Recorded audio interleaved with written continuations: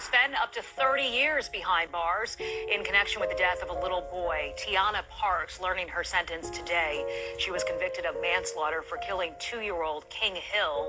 The boy reported missing from his Strawberry Mansion home in 2020. His body was never found.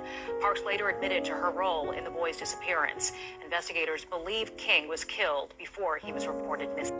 The babysitter who admitted to killing a toddler and dumping his body in a pile of trash bags has been sentenced to 12 to 30 years in prison. 2-year-old King Hill went missing a year and a half ago. The entire city was looking for him.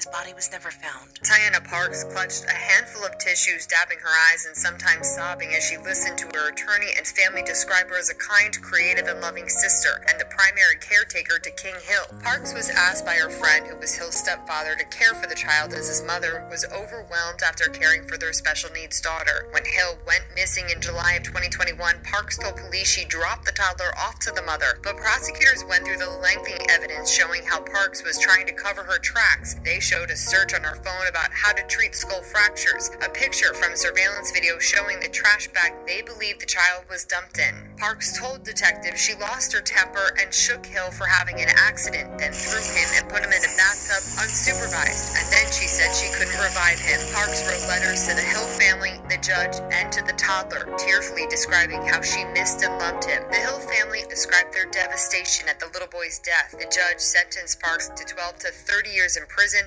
recognizing her mental health and trauma issues and sincerity in her apology, but also stating how there was so much more she should and could have done, but she chose to protect herself first instead of the child.